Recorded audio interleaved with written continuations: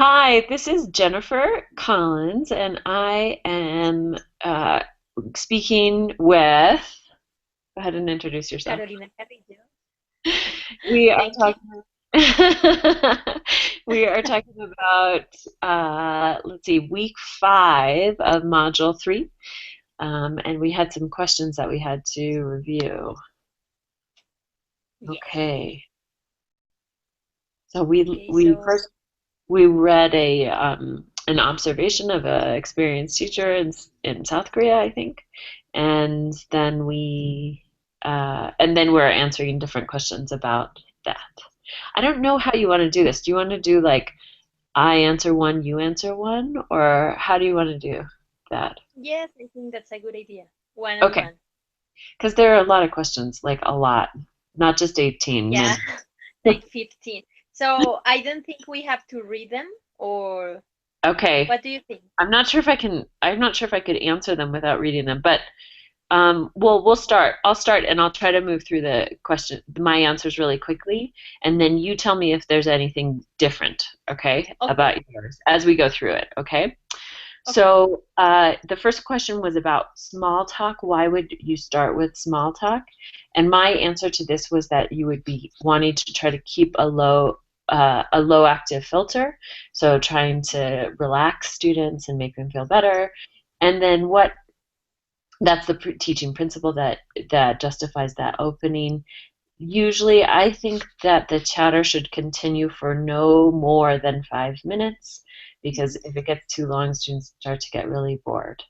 Um, okay. Any thoughts on that from yours? No, it's basically the same. Maybe Okay. that it serves to activate students' prior knowledge Okay. too. Yeah. Maybe, I mean, if you're talking Yeah. about recycling something. Yeah. That's true too. Yeah. Okay. If you want to do two, Okay. that's okay. Okay.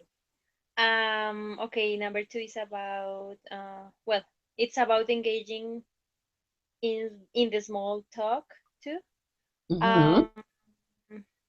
Um, okay, yeah, because the teacher was just like writing down the names of Yeah. her students, like the ones Yeah. that attended class. So I think she does this to save some time. Yep. But it's a good idea because the students are like kind of distracted, so they are thinking about something different. They may not realize she's doing this. Uh-huh. So Yeah.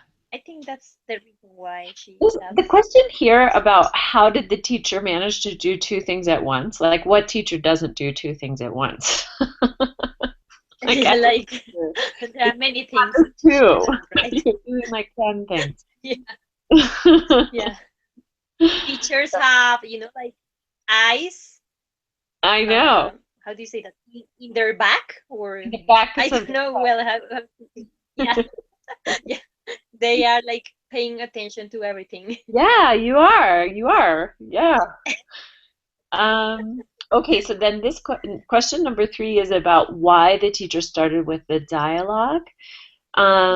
Okay, so it seemed to me that the teacher started with a dialogue in order to use meaningful language, real world contexts, and to try to introduce what they would be studying later. That's what I thought. Because she talked about the weekend, but she didn't really talk about that much about the weekend in her small talk. So I'm not, maybe it was a segue, but I didn't think of it really as a segue. I thought of it more as like she was trying to introduce language before she actually spoke about it or addressed it specifically. Did you have thoughts Hmm. about that? Yeah, it's the same, and yeah, it's like to lower students' anxiety too, Yeah, maybe. yeah, that's true. Yeah, To start with something that's like low, kind of low impact. yes, I Yeah. think that's what she does. Or well, or she proceeds this way. Hmm. Um, yes. Okay. And the idea is that the students classify the movies according to the categories. So I think she wants like to work Oh, with yeah. these categories before translating them, Yeah. right? Yeah. At Yeah. this point, she doesn't. think it's going to be necessary to translate, but then she will realize it is necessary to do so.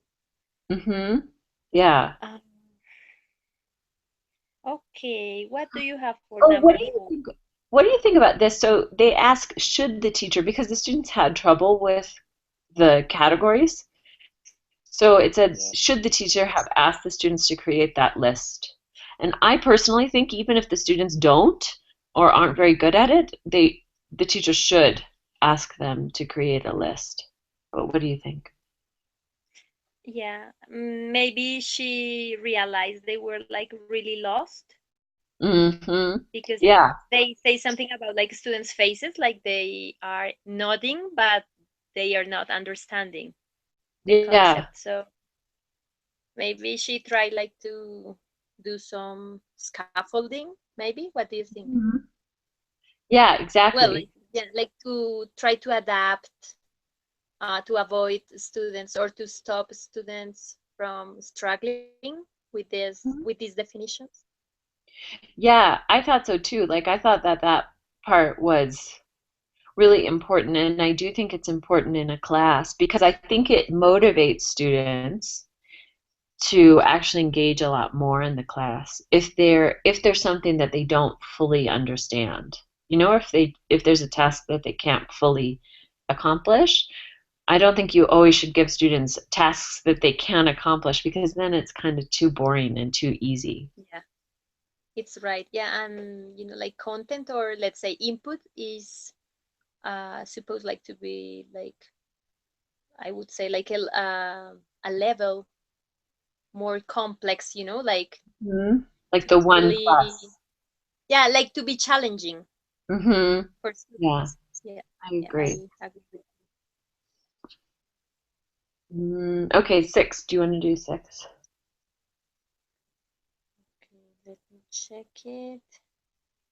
Okay, I guess these definitions can reinforce students' understanding and show them new terms. Mm-hmm. Maybe they haven't heard about these categories before, and that's why they are struggling with these Mm-hmm. concepts. What do you think about this? Well, the question that I kind of, there are two like questions that I sort of keyed into. One was, are you sure that the students understood? And then, Okay. what alternatives might she have employed to carry out that informal assessment? And I think I don't know that it's not that you can necessarily always know that the students understand everything, but you can, but it's sort of like a certain kind of buy-in that you get from students, and then once they sort of understand a certain level, then you can move on and have them Mm, practice a bit more and use that practice to help them understand better. You know what I mean? yes. So in this case, maybe the dialogue is what's going to show if students Hmm. understand or not, Yeah. Yeah. Yeah, or or maybe. understood. Well, I don't know how to talk about these situations because you don't know if, well, of course, this is something that happened in the classroom, but it's like the example is still, like can be can still be taken at present. I Hmm. don't know. You know what I mean? Yeah. Okay. Mm, but do you think you could like solve your questions? I mean, the ones you were asking before. Oh, yeah, yeah, definitely. No, no. So yeah, do you think the students understood? Yes, probably they did because she moved on. Um, what And she alternative? also Sorry. moved to translation, right? Yeah, exactly. Because it was like the last resource, maybe. I mean, when Yeah, she realized they were lost, she decided to translate. yeah. What alternatives might she have employed to carry out the informal assessment? So, like how to verify that the students understood. I think you can do like a lot of things. So I think you can ask students very quickly to list different types of genres and then explain them. So you could do it in, in um, you could do it as a concept check. You can also have students talk to each other about like their favorite genre and why. to make it really applicable. I don't know. Things like that I think would have worked. Yeah, that would work. Yeah. Okay. But I also don't think it's always, I don't know if you can always check everything that everyone understands. How are you going to know? Like, Mm, you have yeah, to imagine get if you have most. a large class. Yeah, It's going to be exactly. really You have to get most of the kids, but you can't get, or students, but you can't get everyone, you know? Like, maybe most of the students most of the time, but maybe not all of the students all the time. I don't know. I don't know if that's possible, yeah. but At maybe the that. moment, at the moment, I have five students in Yeah. my group, in my class, and it's incredible to see they are not at the same level. Oh, really? So Oh, yeah, really? so it's really difficult because, well, of course I know who's like a little beyond or Mm-hmm. who is like a little stuck, Yeah. and I try to help. But well, that's just like to give an example. If you have a large class, it's going to be like really difficult to make Even sure harder. Oh no, students are I totally agree. Yeah. Yeah, no, I know. That's when, I mean, that's why I think it is really helpful to have students work in pairs to try to explain it to each other and then to be wise about the pairs that you set. Because, like, if you have students who are often lost, then you put them with people who are more, kind of understand like the keen. concept a little Do faster. you say keen to describe Yeah, these students? Keen, yeah, yeah, exactly. like the Yeah, the ones that are like, yeah, at a very high level in yeah, details. yeah. Good. Okay, so 7. 7. It's about the textbook, I guess, Mhm. right? Okay. Um, well, I think the teacher wants like to use the book to reinforce her explanations and Mhm. maybe to consolidate, like new concepts or yeah, the new things the students have learned. Mhm. Yeah. I also felt like she was looking for some real world context there because she actually had or using meaningful language because she actually had the students say what they would rather watch or what they would rather see, right? Mm-hmm. Yes. Mhm. Um, Okay, oh, why did the so teacher have their students report their results? I thought it was to motivate them, to like I cause think so. them to have something to share. Yes, I think it's like showing them what they were doing was, like useful. Yep, exactly. This was like an informal, um, or they were like, like maybe like working with their peers or with their classmates without knowing what for. I mean, like the real purpose, and I think it's motivating, Hmm. giving them the results. And it's also going back to the context, like to let's say real life context, because they Mm, were talking about their favorite movies, so right. it's appealing, right, Yeah. uh, to them. mm. Okay, about 9 we have something about okay, yeah, the recorded audio. Hmm. Okay. Well, the problems you may face when you use this type of audio Yeah. uh, are like that pronunciation must not be real sometimes. I mean, it can be like so standard. You may get used like to listen to something different from what you may listen to in real life, let's say in the Mhm. street, I think. And I think it shows clearly the target structure. So I think it was good because the teacher had like many different activities for the class. So Yeah. even if it's a little boring, I guess it is okay, like to include this exercise. What Yeah. do you think about these recorded audios? Oh yeah, I think I don't use them all the time, but I do find them to be useful because I think that they connect what the specific forms that you're speaking about to like real life situations. And so I think they're really valuable. Yeah, I agree. Yes. But do you understand my point about the standard use of the language? Of course, they are like very polite Mm, people are, right. like playing, of course, like a very, very special role, Hmm. you know. That's what you But mean, like the what's good, yeah, what's good about the audios is that students don't get used to your accent. That's one good yeah. thing. Yeah, I've actually never thought about it like that, but that is true because then if they're listening to other accents, that does help. But I agree, they're sometimes a bit artificial.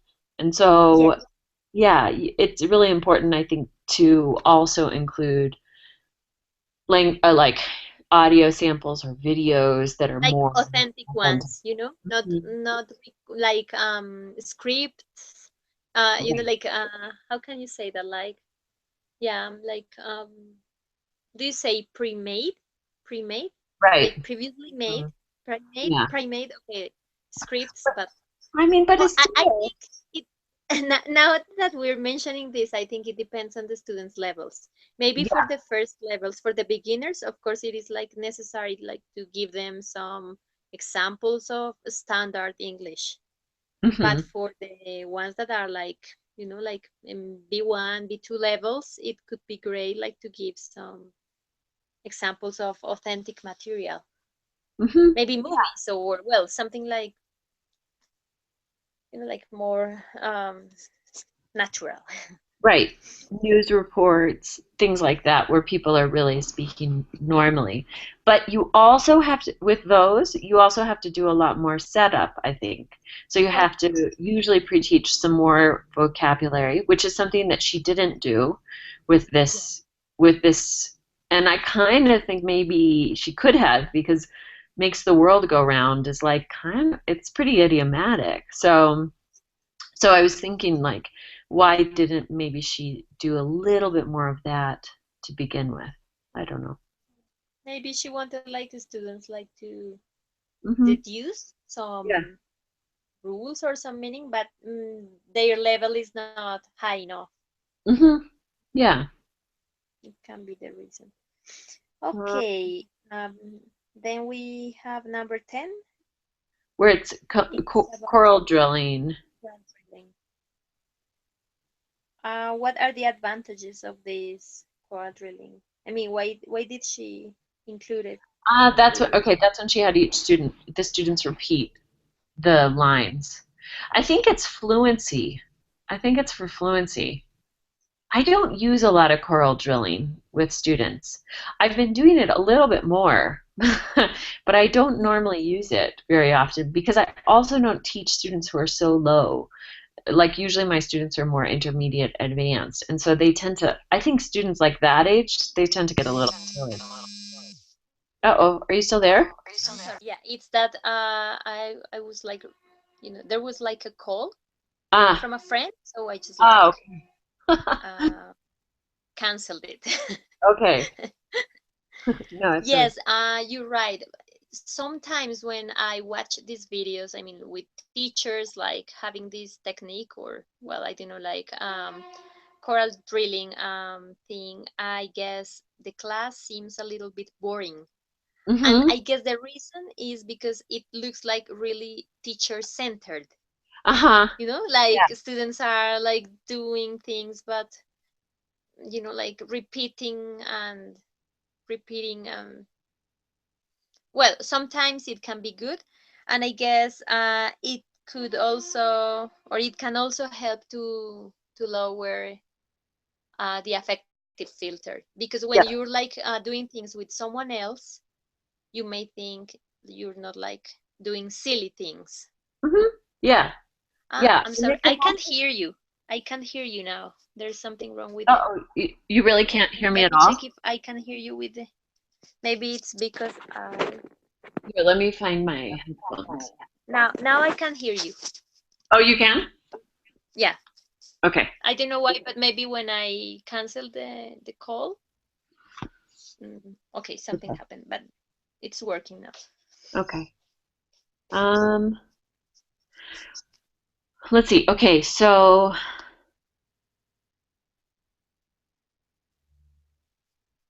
So coral drilling has both advantages and disadvantages, like pros and cons, right? uh-huh. Next, it talks about the grammatical structure and it says, does the textbook sufficiently explain the structure? And I think she used the translation because it didn't sufficiently explain the structure. That's what I think. But I don't know. Because that's when she really used translation there. Yeah, it can be one reason. Yeah, through the audio, students are like kind of getting into the structure, but it is not explained. Right. It is only like exposed. Hmm. So maybe because it was not enough, the teacher decides to translate. I Hmm. agree. Hmm. What do you think about 12? Mm, yeah, it's basically the same.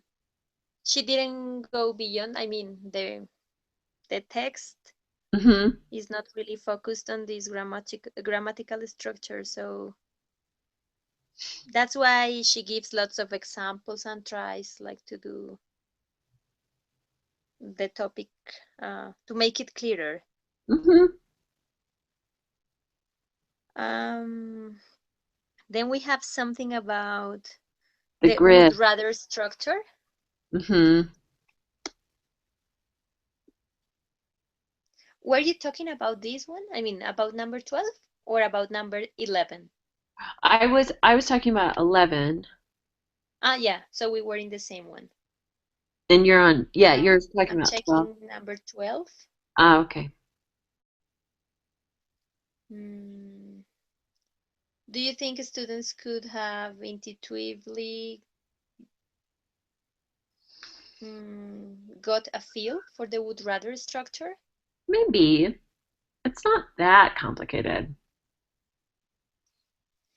But well, I'm not sure because they are like uh, Korean native speakers. Yeah.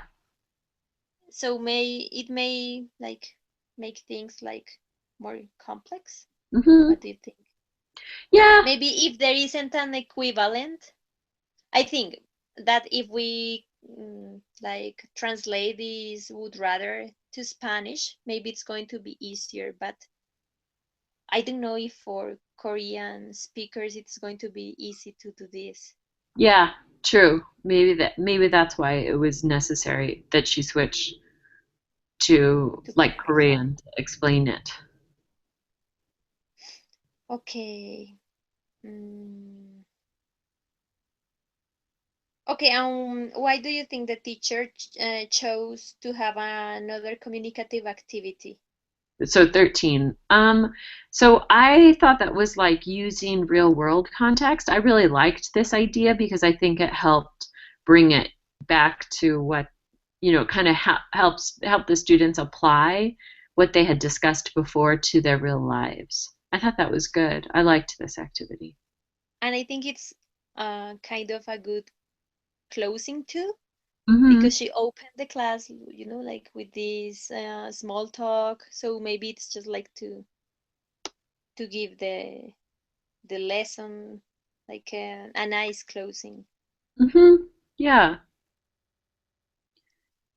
Um, The teacher does then use in 14, the teacher uses Korean again to try to give them uh, like mm, to try to give them advice or with guidance on the activity when they didn't understand. And this is where I felt like the teacher used more could have probably used concept check questions to figure out if the students understood. So, I don't know. Lately, I've been trying that to use more concept check questions, and one of them has been like I'd ask students to rephrase part of my directions for the activity, or to give an example of something that they might do during the activity. I don't know. That was sort of my reaction to 14. Did you have any other thoughts? No, I think the teacher wants like to set somehow free, or to set their students, Yeah. her students somehow free. Yeah. It may be the reason why she didn't include these concept check questions, or Uh-huh. yeah, Because she's already been doing a lot of lecturing, so yeah, she wanted them to kind of, have a chance to practice on their own. Yeah. but what's good about her is that I guess she was like really fast when she Uh-huh. had like to improvise things, so she was like making adjustments like really quickly, so True. that's a good point. mm, okay. Do you think students seem to be enthusiastic in the activity, Well, yeah, in the it said they dialogues? were enthusiastic. Like they liked the activity and they liked mingling with each other, which I like that. I thought that was a good Maybe idea. sharing personal information is like something attractive, right? Mm-hmm. Yeah. Uh, Um, so for 15, what's the objective? How does it relate to the objectives of the class? So teaching would rather. I think the objective is because they have to basically ask and answer in would rather several times. So they're using it verbally. so it's basically interaction, right? I Hmm. mean, the point Yeah. is that students get this concept clear in their minds, so they interact Hmm. later and naturally with the other peers. Yes, and then we have 16. Did the informal tally serve the objectives of the activity? I think so. I Yeah. think we had like something similar before, right? Yeah. I think it does serve the objective of the activity because later on she has them sort of apply it a little bit more by having them write sentences, which is using the activity in a written way. So yeah, I think it worked pretty well. I thought it was a good idea. Yeah, so talking from the communicative language teaching perspective, we can say that the teacher was interested in both, like working on form and function, right? So Mm-hmm. maybe this last part serves like to show students there was like a purpose behind all the Hmm. activities they did. Yeah. For 17, what did you think?